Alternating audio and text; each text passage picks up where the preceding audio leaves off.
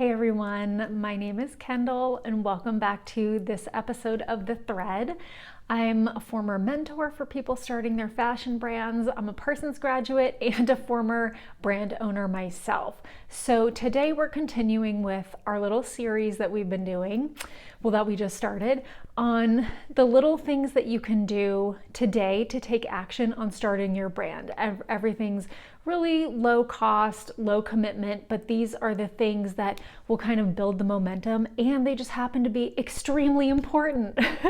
So today we're going to talk about a big topic, which is figuring out if you have a good idea with market research. Now, market research, I looked it up recently because I'm like, I want to make sure I'm like covering everything. It can really mean anything from just Googling the search terms to fully hiring a brand for thousands of dollars to like give you intel on your customer and customer data and stuff like that. So for our purposes today, we're just talking about market research in terms of, seeing what's out there in regards to your idea, seeing if you have a good marketable idea. So we're going to get into it. So you might be saying, yeah, I'm going to skip this. Duh. Obviously, I'm going to do research to figure out if I have a good idea. But let me tell you, you would be surprised at how many people don't do any research and they start a brand based on assumptions. They think, oh yeah, I know a lot about this or that, so I'm just going to assume that, I'm going to start this brand. Nobody else is doing it. So my theory is that, we've heard that the main reason that brands close is because they just lose too much money. Well, I think that underneath that, the main reason, or one of the main reasons why brands aren't making enough money is because they don't have a marketable idea in the first place, or they don't have a good, solid idea in the first place.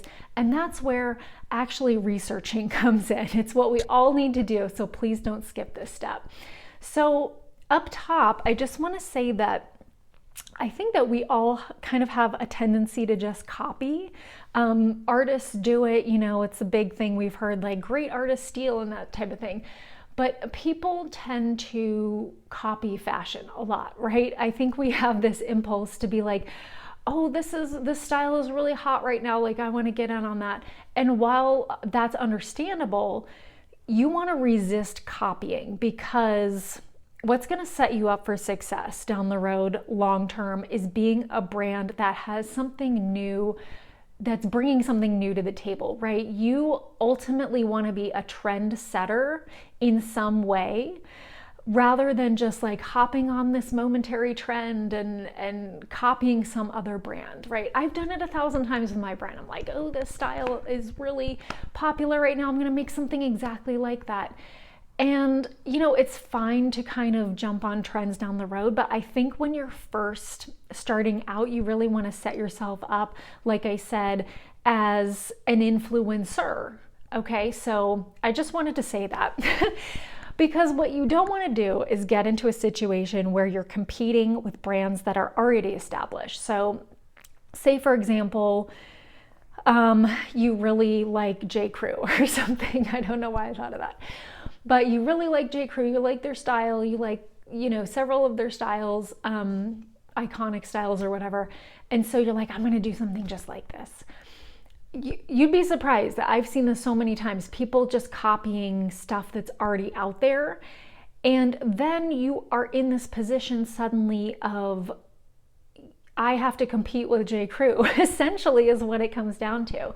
Unless you're offering some unique angle or spin on it. But if you're doing something exactly like another brand, think about it. J. Crew already has millions of dollars, right? They have millions of people like on their email list. They have millions of established clients that they'd rather buy from them than buy from a brand they've never heard of. So I just wanted to say all that up top.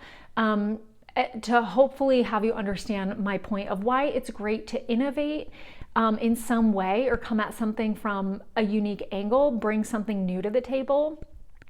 And we're going to talk about that. So the sweet spot is really, and this is where the market research comes in, is you want to enter into an area or a category or a market with demand already, right? So you want to enter into a category that's, people already want and need it, but you want to find the sweet spot where you can get in there and offer something a little bit different, whether it's a spin on a product or it's an altogether new product, or you're coming at it from a different angle, or you're marketing in a different way.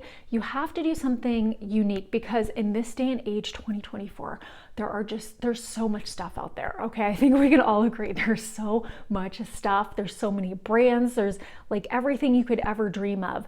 And so as a new brand, it's very hard to stand out if you're competing with all this noise. Whereas if you set yourself up where, I'm doing something a little bit different, a little bit cool, then press is going to want to talk about you way more easily, right? Influencers are going to want to try you. Customers are going to want to try you. Like, it's just going to be an easier battle than if you're struggling to push like a boulder uphill. Okay, so let's talk about the research part. So let's say for this example that you have an idea that you want to make a certain type of overalls, right? Maybe you're an overall lover, you are a connoisseur, you have all the major brands, you have vintage overalls, like you just love overalls, it's like your thing, you know quite a bit about them, and you're like, well, I love overalls, but I don't love how frumpy and straight they make me look. So I'm always wishing that I could find overalls with like a cinched waist or an adjustable waist or something like that. And I just haven't come across it yet. I wonder if that's out there. I wonder if this would be a good idea for me. Okay, so I truly don't know if this exists, right? That's where I would start my research. So what you want to do at the very basic level is go to Google. You put in all of these search terms that a future customer would use to find you. So, right, like you'd put in adjustable overalls, or that might not work. That might be talking about the straps, but you could say like overalls with an adjustable waist, overalls with an elastic waist, overalls with a cinched waist, overalls with an adjustable button waist, or something like that. Like, exhaust every single search term and then just start going through what comes up. Start to get a lay of the land. And, even if you are into overalls, don't just stop at the first 4 Google results. Go through the pages, see what these brands are doing. See if anybody's offering this already and you just didn't know about it.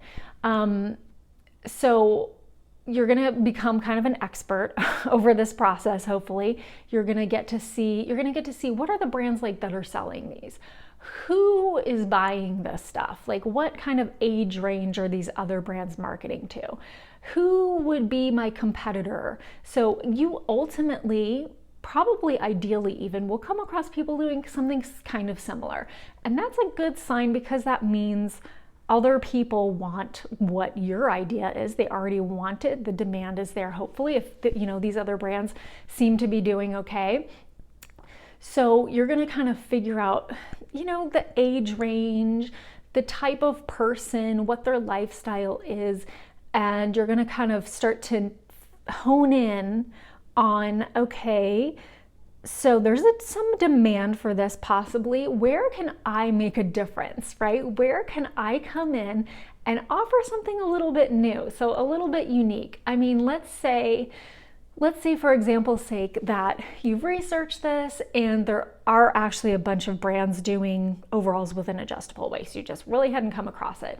So you're like, well, that's great, but I've noticed that all of them just come in like these bland colors. They come in like denim and black. Every single brand that does like a adjustable waist, boring colors. So I'm going to offer this with kind of fun colors, and then you can market to like that type of person that would really like these colors and that has this need that you're starting to observe. So another great thing you can do is start actually talking to humans. I think this is where a lot of people stop the research, is that you don't get any actual feedback from people besides like your parents and your friends, and they're gonna tell you that this is $1 million idea, right? You need to start talking to people to figure out, is this something that people actually want and need in the real world? So there's all kinds of things you can do. If you already have kind of a network of people, you could make up a survey, have them fill out a little survey. You could go to groups on Facebook. Let's say there's like an overalls enthusiast group, I don't know, or like Levi's group on Facebook. I'm totally just off the cuff here. I don't know if this exists, but you see what I mean? Like, this is where the research comes in, and you start asking people, hey, what do you wish was out there? Like, what's a pain point for you? What do you want to see? Like, if I were to start a brand, what would you want me to do? And get feedback from actual people that say, yes, I would actually buy this. They're not just blowing smoke up your you-know-what. They would say, yeah, I would actually buy this. And that's how you figure out if you have a good idea that's actually marketable, that's actually unique, or do you need to start thinking about some other angles? And that's completely fine, you guys. I had this teacher at Parsons that said, never go with your first idea. Never go with your first idea, okay? More often than not, you will benefit from keeping thinking, okay? Don't just go with whatever you land on first and convince yourself. I think that's gonna be to your detriment. I think it will only benefit if you keep thinking about it, okay? So, your homework, as I have mentioned, take your best ideas. If you're not totally sure about your idea, like you haven't honed in on one thing yet, that's okay. This might be, a multi-step process where you look up a lot of ideas. You can put in your search terms in Google. There's also Google Trends is a really great site to see like what are people searching for now, and then you can kind of filter by the time period, say, oh, interest in this has gone up or interest in this has gone down over the last 5 years. It's a really, really helpful. I've also heard you can do an ads keyword search, see what people are shopping for. Like I said, you can poll people, probably not your friends, although if they are into the same kind of things that you are, they might be helpful. But just keep in mind they're gonna be biased towards you if you have nice friends. You need to research your competitors, and don't just research like you're looking at their website. Go to their social media. What are people talking about on their posts? Amongst themselves? What are their reviews like? What are people complaining about? What do people really like? Like, you're gonna get into the nitty gritty. And then there's also sites like Pecklers of Paris. That Pecklers is a trend forecasting site. So if you wanna make sure that, the trend or the angle you're leaning towards is gonna increase in the next year or two, Pecklers is this really awesome resource where they predict trends, and major brands will pay for like a personalized report.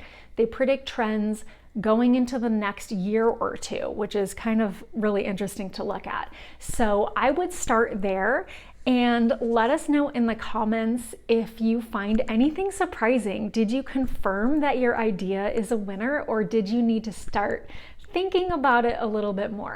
And next video, we're gonna talk more about finding a niche and really narrowing that down. So I hope that you'll join me. Thank you so much for watching. Be sure to like and subscribe and share with your friends, and I will see you guys really soon.